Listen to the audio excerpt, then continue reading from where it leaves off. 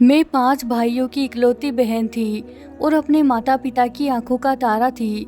उन्होंने कभी बेटा बेटी में फ़र्क नहीं किया था।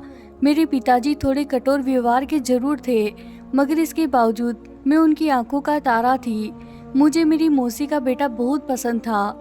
हमारा बचपन एक साथ ही गुजरा था, लेकिन यहाँ पसंद आंखों से दिल तक की ही थी। मुझे उसको देखकर शर्म आ जाती थी और उसका भी हाल यही था। समय बीतता गया और हम जवान होते गए। मेरे पिताजी अक्सर मुझसे कहते थे कि बेटियां बाप की पगड़ी होती है। मैं उस समय तो यह बात नहीं समझ पाई। अब जब वो बात याद आती है तो सोचती हूँ कि पिताजी की बात में कितनी गहराई थी। बेटियां सब एक जैसी होती है, लेकिन मेरी किस्मत में जो बेटी लिखी थी वह मुझ जैसी क्यों ना बन सकी। कहीं मुझ में ही तो कोई कमी नहीं रह गई। उसकी परवरिश में शायद सारी गलती मेरी थी। मैंने तो अपने माता पिता का कभी दिल भी नहीं दुखाया था। हमेशा उनकी आज्ञा का पालन किया था, उनके हुक्म के आगे सर झुकाया था। फिर मेरे साथ ही ऐसा क्यों हुआ? मैं समीर को पसंद करती थी। मेरी माँ की बहन का बेटा था समीर। वो बहुत ही अच्छा और शरीफ लड़का था। उसने मुझसे कभी कुछ ऐसा नहीं कहा था कि मैं उसके बारे में कुछ गलत सोचती या बगावत पर उतर आती। मैं अपने माता पिता की शादी के 12 साल बाद पैदा हुई थी। 5 बेटों के बाद जब बेटी घर में लक्ष्मी बनकर आई थी, तब पिताजी अक्सर उस लक्ष्मी से मुंह फेर लेते थे, मगर माँ बाहों में समेट लेती थी। मेरे माँ के 3 बेटे थे। बेटी ना होने की वजह से मेरी माँ को बेटी की बहुत चाहत थी। जब भी माँ छोटी बच्चियों को खेलता देखती तो माँ का दिल चाहता कि उनकी भी एक बेटी हो, जिससे वह अपने हाथों से सजाए, अच्छे अच्छे कपड़े पहनाए, उनके साथ खेले। मेरी माँ को बेटी ही चाहिए थी और हमेशा मेरी माँ पूजा पाठ में लगी रहती और प्रार्थना करती कि मुझे एक बेटी मिल जाए। और भाई उसका क्लासमेट था, लेकिन समीर मेरे दिल में अपनी जगह बना चुका था। मैं जब हाई स्कूल में थी तब से ही उसके ख्वाब सजाने लगी थी। वह भी मेरी निगाहों को खूब पहचानता था। वह दिल से तो मुझे पसंद करता था, लेकिन कभी दिखाता नहीं था। समीर और भाई की दोस्ती पिताजी को एक आंख नहीं सुहाती थी, क्योंकि पिताजी का व्यवहार बहुत अलग था और इसी वजह से पिताजी माँ के खानदान वालों को पसंद नहीं करते थे। समीर का हमारे घर आना जाना भी उन्हें पसंद नहीं था, लेकिन बेटे के खातिर चुप थे कि उसकी उससे दोस्ती है। जब घर में मेरी शादी के बारे में बात हुई तो मैंने माँ से कहा कि मैं किसी को पसंद करती हूँ और उसी से शादी करना चाहती हूँ। तो यह सुनकर माँ के चेहरे का रंग उड़ गया। माँ बहुत घबरा गई और मुझसे पूछने लगी कि वह लड़का कौन है, और मेरे मुंह से समीर का नाम सुनते ही उनके पसीने छूट गए। मैंने माँ से कहा, माँ पिताजी से बात करे, क्योंकि समीर की भी यही तमन्ना है। माँ के चेहरे से उनकी फिक्र और गुस्सा दोनों झलक रहे थे, लेकिन माँ ने अपने गुस्से पर काबू रखा और कहने लगी, मेरी बच्ची, तुम्हारे पिताजी किसी भी कीमत पर नहीं मानेंगे। अगर मैंने यह बात उन्हें बता दी तो वह ना सिर्फ समीर का घर में आना जाना बंद कर देंगे, बल्कि खुलेआम उसकी बेइज्जती भी करेंगे। यह बात दिमाग में रखो कि तुम्हारी शादी वहीं होगी जहां तुम्हारे पिताजी चाहेंगे। और मैं जानती थी कि यही सच है, और मैं यह भी जानती थी कि पापा मेरी शादी अपने रिश्तेदारों में करने की सोच चुके हैं। और फिर आखिर वही हुआ और मैं रोती ही रह गई। समीर के दिल पर भी कयामत गुजरी थी। पिताजी ने मुझसे बगैर पूछे अपने भाई की बेटी के साथ मेरी शादी कर दी। मैं खानदानी और मजबूत बेटी थी, जिसके खानदान का यही रिवाज था कि खुशी खुशी बड़ों के फैसलों के आगे अपना सर झुका दिया जाए। मुझे अपनी ज़िंदगी के सबसे बड़े फैसले के बारे में बात करने का कोई हक नहीं था। मुझे कभी यह हक दिया ही नहीं गया था। मेरी शादी बड़ी धूमधाम से अभिषेक के साथ हो गई और मैं दुल्हन बनी विदा होकर उसके घर आ गई। जब शादी की पहली रात को उसने मेरा घूंघट उठाया तो मेरा दिल तड़प रहा था और मैं अपने आंसू जज्बात किए बैठी थी। वह मेरे दिल के हाल से बिल्कुल अनजान था। मेरा उदास चेहरा देखकर मुझसे पूछने लगा, क्या हुआ सानिया, क्या तुम मुझसे शादी करके खुश नहीं हो? मैं उसे क्या जवाब देती? मैंने उस वक्त तो जहर का घूंट पी लेना ही ठीक समझा। मैंने उससे कहा, अपने घर से जुदा होने का दुख हर लड़की को होता है, लेकिन उससे शादी मेरे लिए खुशी की वजह थी। मेरे मुंह से यह बात सुनकर उसके दिल को सुकून मिल गया, लेकिन मैंने अपने आंसू को दिल की गहराई में छुपा लिया और उनकी खुशी के खातिर मुस्कुरा दी। मगर यह कोई नहीं जान सकता था, जब दिल रो रहा हो तो आंखों को छुपाकर मुस्कुराना कितना तकलीफ देता है। माता पिता को जो बेटियां दुख दे, इससे अच्छा है कि वह बेटियां पैदा ही ना हो या फिर पैदा होते ही मर जाए। मैं अब हर किसी के सामने झूठी खुशी जाहिर करती थी। सच तो यह है कि मेरे इस बयान में वह दर्द बोलता था। दर्द में रोते हुए मेरा दिल मुर्दा होता जा रहा था और अब मुझे अपने इस दर्द के साथ ही जीना था। खुद को भुला देना था, समीर को भी भुला लेना था। वक्त की आग अरमानों पर गिरती रही। मैं खुद फरेबी में जीना सीख गई। अब मैंने अपने अतीत को, हर यादों को भुला दिया था। मैं खुश रहने लगी और अपनी ससुराल वालों से घुल मिल कर रहती थी। खातिरदारी करने में भी कोई कसर नहीं छोड़ी और अपने पति को परमेश्वर समझकर उसके पैरों की धूल हो गई। अभिषेक ने भी मेरी कुर्बानियों की कदर की और मुझसे बहुत प्यार किया। अपनी सिर आंखों पर बिठाया। वह मेरी इतनी कदर करते कि कभी मैं समीर के बारे में सोचती तो मुझे खुद शर्म आ जाती। इतने अच्छे पति को तो ख्वाबों में भी धोखा देना पाप के बराबर था। समीर ने क्या किया होगा, कैसे मुझे भुलाया होगा, मुझे पता नहीं, लेकिन हमारा एक ही खानदान था, आमना सामना हो जाता था। तभी उसकी शक्ल देखकर दिल में रोशनी जाग उठी थी, क्योंकि चेहरा तो दिल का आईना होता है। उसका चेहरा तो जैसे मुर्जा छा गया था, जैसे किसी ने जान ले ली हो। जिंदा कब लगता था, ऐसा लगता था जैसे कोई मरा हुआ व्यक्ति जिंदा लोगों में चल पड़ रहा है। मैं समीर के दिल का हाल अच्छी तरह समझती थी, लेकिन मैं समीर की तरफ नहीं गई ताकि वह कहीं गलतफहमी का शिकार ना हो जाए। ऐसा ना हो उसका सोया हुआ दर्द जाग उठे और इस तूफान को तबाही के किनारे तक ना ले जाए। और जब तक औरत माँ बन जाती है तो वह अपने बच्चों की खातिर अपने आप को और पूरी दुनिया को भुला देती है। मैं अब 4 बच्चों की माँ बन चुकी थी। ममता ने मुझे मेरे अतीत की यादों से बहुत दूर लेकर फेंका था। अब बस मैं थी और मेरे प्यारे बच्चे थे। उनकी मोहब्बत और उनकी परवरिश में लग गई थी। मैं 3 बेटों की माँ बन चुकी थी। मेरे पति की यही आरजू थी कि एक बेटा और हो और हम 4 बेटों के माता पिता बन जाएं। बच्चे पालना कोई आसान काम नहीं होता। गुजरते वक्त के साथ अब मैं थकने लगी थी। चाहती थी एक बेटी हो जाए। 4 बच्चे बहुत है। ऊपर वाले से यही गुजारिश करती थी कि इस बार बेटी देना। मुझे बेटी की बड़ी हसरत थी, क्योंकि मेरी कोई बहन नहीं थी और एक माँ बेटी के बगैर पूरी नहीं होती। मैंने भी बड़ी दुआओं से बेटी को पाया था। अपने भगवान से गिड़गिड़ा कर, रो रो कर प्रार्थना करती थी। हर वक्त पूजा पाठ में लगी रहती थी। और इस बार मेरी गोद में वह लक्ष्मी आ गई थी, जिसको पाकर मेरे दिल को करार आ गया था। मैंने उसका नाम सरस्वती रखा था। मगर सरस्वती जब बड़ी हो गई, मैं उसे गुड़िया बुलाती थी। वह मेरी आंखों की ठंडक भी है। उसे देख देख कर मैं जीती थी। बेटों की मोहब्बत भी उसके सामने कम थी। मैं उस गुड़िया को हर वक्त अपने सीने से लगाए रखती थी। और अब वह समय भी आ गया था जब वह जवानी की दहलीज पर पहुंची ही थी। वक्त के साथ साथ वह बड़ी हो गई। उसका रंग निखरता गया। वह मेरी हम शक्ल थी। मुझे उसमें अपना अक्स दिखाई देने लगा था, लेकिन वह मुझसे भी ज्यादा सुंदर थी। मेरी जवानी की तस्वीर थी। वहाँ उन दिनों वह 9वीं क्लास में थी, जब मेरी मौसी के घर से उनकी बेटी की शादी का बुलावा आया और मौसी और मौसा जी खुद हमारे घर बुलावा देने आए थे और कहने लगे कि हम उनकी बेटी की शादी में जरूर शामिल हो। मैंने बहुत मना किया, पर वह नहीं माने। तब मेरे पति ने कहा कि ऐसी भी जिद अच्छी नहीं। अरे मौसी है, इतनी उम्र होने के बाद भी वह तुम्हें बुलाने आई है। उनकी खुशी में शामिल होने में क्या हर्ज है। अपने पति के ज्यादा कहने पर मैं मना कैसे करती। हम उसकी शादी में चले गए। समीर का घर था और उसकी सबसे छोटी बहन की शादी थी। मैं समीर के घर नहीं जाना चाहती थी, उसका सामना नहीं करना चाहती थी। मेरे अंदर एक चोर छुपा बैठा था। मैं डरती थी कि समीर के सामने कैसे जाऊंगी, कहीं फिर से मेरी आंखें चार ना हो जाए, मेरे दिल के किसी कोने में सोई मोहब्बत ना जाग उठे।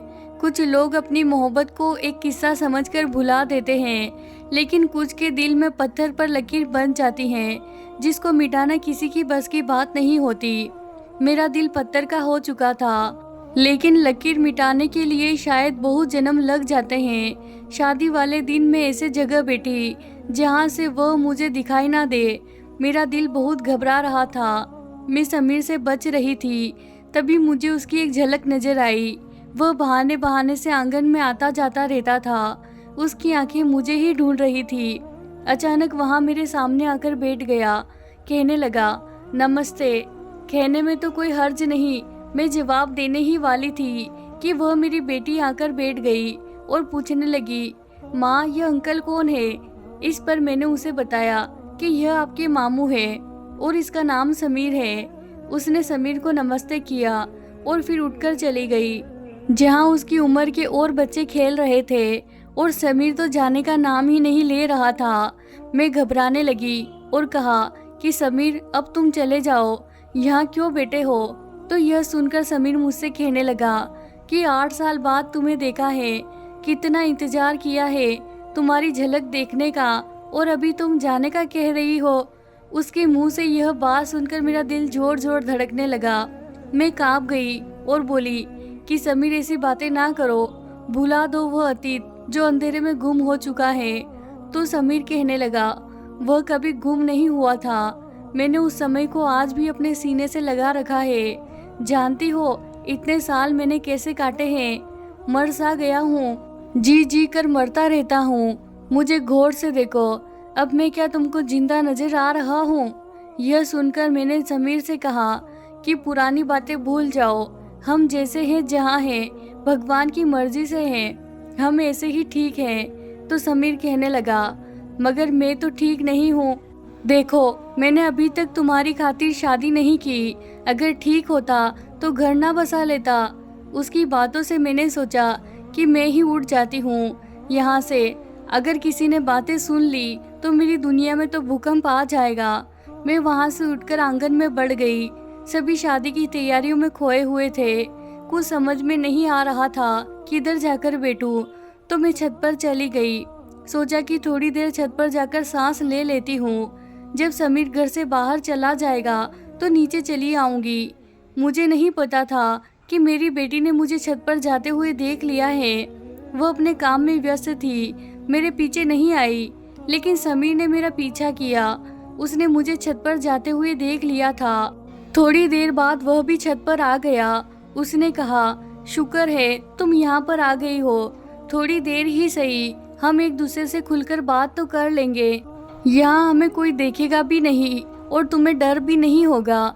समीर वह मेरे करीब चारपाई पर बैठ गया और मेरा हाथ अपने हाथ में लेकर कहने लगा, इन हाथों ने मुझे कभी जुदा न होने का वादा किया था और आज यह हाथ किसी और की मलकियत है। किसी और के हाथों को इन हाथों ने मजबूती से थाम लिया और मुझे बीच रास्ते में छोड़ दिया। बताओ इस बेवफाई का गिला किससे करूं? क्या यह मेरे साथ नाइंसाफी नहीं? तुम्हारे बगैर जीना पड़ रहा है, जबकि तुम्हारे बगैर सांस लेना भी मुश्किल है। मैं समीर के हाथों से हाथ छुड़ा ना पाई थी, उसकी बातों का जवाब नहीं दे पाई थी कि मुझे वह किसी के होने का एहसास हुआ। मुड़कर देखा तो मेरी बेटी खड़ी थी। वो हैरान निगाहों से अपनी माँ को और अतीत को देख रही थी। उसने समीर का एक शब्द सुन लिया था और अब वह मुझसे बहुत दूर जा चुकी थी। काश कि मैं जो कहना चाहती थी वह भी अपने कानों से सुन लेती वो। मैं समीर का हाथ छुड़ाकर यही कहने वाली थी कि अब मैं शादीशुदा औरत हूँ, ये तुम्हारी मेरी आखिरी मुलाकात है। अब दोबारा मुझसे मिलने की कोशिश मत करना और ना ही कोई उम्मीद रखना, और अब तुम यहाँ से चले जाओ। यह शब्द तो मेरे मुंह में ही रह गए। सरस्वती रोती हुई नीचे भाग गई थी और मैं पत्थर की मूर्ति बन गई थी। हमने कुछ गलत नहीं किया था और न ही कुछ गलत करने का इरादा था। मैं इसीलिए ही शादी में नहीं आना चाहती थी। मैं तो समीर को देखना भी नहीं चाहती थी। एक औरत को अपने बच्चों से जैसी मोहब्बत होती है, मुझे उससे कई गुना बढ़कर थी। मेरा पति मेरा ख्याल रखते थे, मेरी इज्जत करते थे। उन्होंने कभी मुझे शिकायत का मौका नहीं दिया था, इसीलिए मैं भी उनका कभी शिकायत का मौका नहीं देना चाहती थी। वहाँ मेरे लिए वफादार थे, मैं भी उनके लिए वफादार पत्नी थी। समीर की मुलाकात का किसी को पता नहीं था। छत पर उस रोज जो 2 बातें उसने मुझसे की थी, उसे सरस्वती के दिल में शक पड़ गया। उसने जो कुछ भी सुना वह हमारे माँ बेटी के रिश्ते को दुखी करने के लिए काफ़ी था। वह मुझसे नफरत करने लगी थी, मुझे बुरी औरत समझने लगी और उसके बाद उसने पूरी बगावत कर डाली। अब सरस्वती मुझसे सीधे मुंह बात नहीं करती। अगर मेरी बात का जवाब देना पड़ जाता है तो गुस्से से जवाब देती थी। शुरू में उसका बर्ताव मेरे साथ ऐसा था कि मैं उसकी बातें सुनकर बहुत शर्मिंदा हो जाती। उसे मनाने की, उसे समझाने की मैंने बहुत कोशिश की, लेकिन फिर वहाँ निडर होती गई। मेरी आंखों में आंखें डालकर बात करने लगी, कठोर शब्द कहकर मेरे दिल को जख्मी कर देती थी। एक ऐसा समय भी आ गया जब वह गलत रास्ते की तरफ चल पड़ी। मैं माँ थी, उसकी भलाई चाहती थी, लेकिन वह मेरी हर बात के जवाब में कहती, मुझे क्या नसीहत करती हो, पहले खुद को तो सुधार लो। 4 जवान बच्चों की माँ अपने आशिक से छुप छुप कर छत पर मुलाकातें करती है, तो फिर मुझे किस बात से रोक रही हो? जो मेरा दिल चाहेगा वह मैं करूँगी। ज़्यादा रुकावट डाली तो अपने पिता से सब कुछ कह दूंगी। बेटी के मुंह से इस तरीके की बातें सुनकर मेरा दिल फट गया, लेकिन वह जवान और मुंह फट थी जिसकी जवानी ने मुझे कमजोर करना शुरू कर दिया। मेरी बेटी गलत राह पर चल पड़ी। वह पड़ोस के एक आवारा लड़के रोहन से मिलने गई। उसके साथ फोन पर मेरे सामने ही बेहुदा बातें करती और मैं उसको रोक नहीं पाती।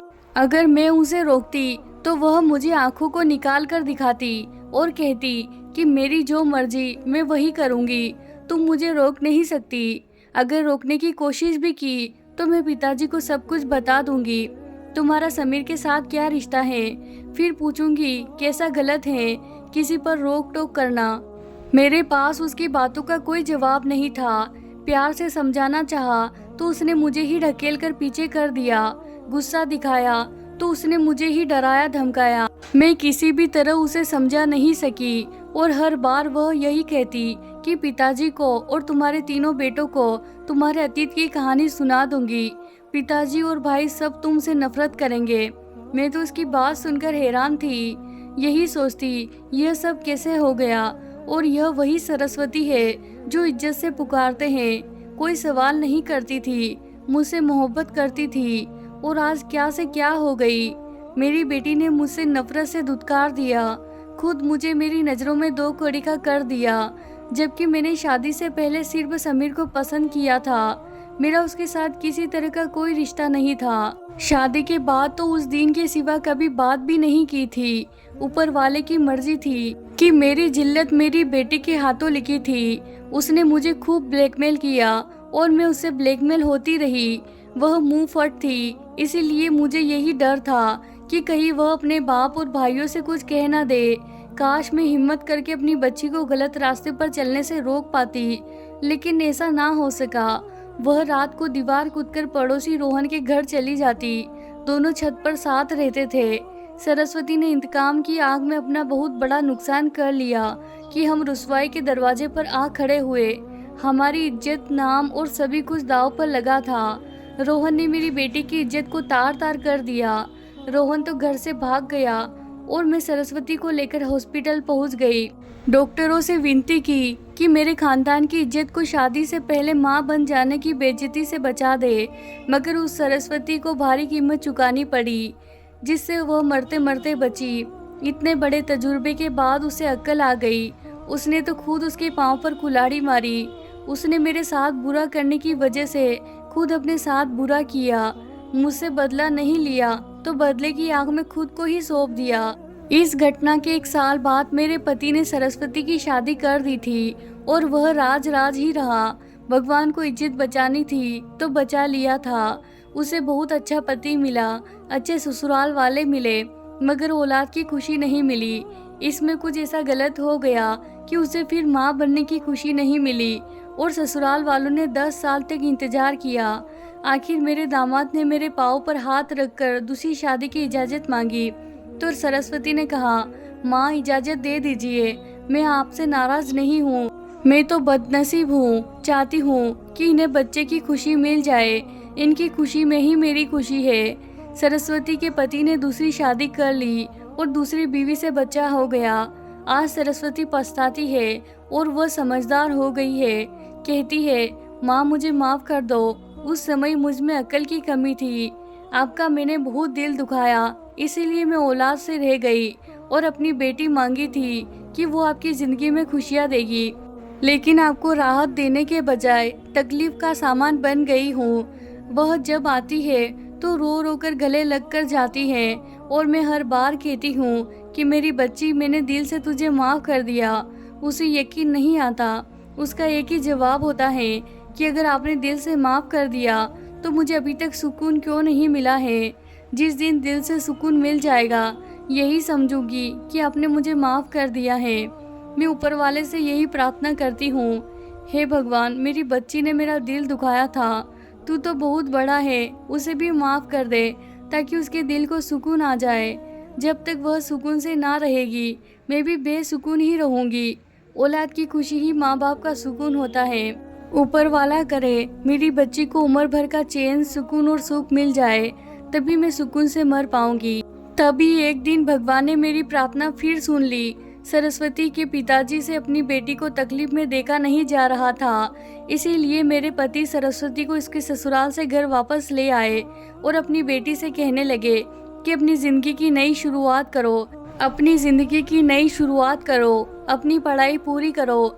ज़िंदगी संघर्ष का नाम है बेटा, और मेरी बेटी तो बहादुर बच्ची है। अपने पिता के शब्द सुनकर सरस्वती अपने पिता के गले लगकर खूब रोई और उसने आगे पढ़ने का फैसला किया। सरस्वती ने अपने आगे की पढ़ाई जारी रखी और साथ ही अनाथ बच्चों के लिए एक एनजीओ भी खोला। उस एनजीओ को दोनों माँ बेटी मिलकर चलाने लगी और उसकी वजह से वह कई बच्चों की जिंदगी में रोशनी की किरण बनकर आई। और सरस्वती के इस नेक काम को सरकार ने अपना सपोर्ट दिया और उसे बहुत सारे अवार्ड्स मिले। और इस तरह आज सरस्वती एक नहीं बल्कि बहुत सारे बच्चों की माँ है और एक आत्मनिर्भर महिला है जिसे किसी के सहारे की ज़रूरत नहीं है। तो प्यारे दोस्तों, ये थी हमारी आज की कहानी। उम्मीद करती हूँ आपको कहानी पसंद आई होगी। वीडियो को लाइक और चैनल को सब्सक्राइब करना बिल्कुल ना भूलें और आपकी राय हमें कमेंट बॉक्स में ज़रूर बताएं। धन्यवाद दोस्तों।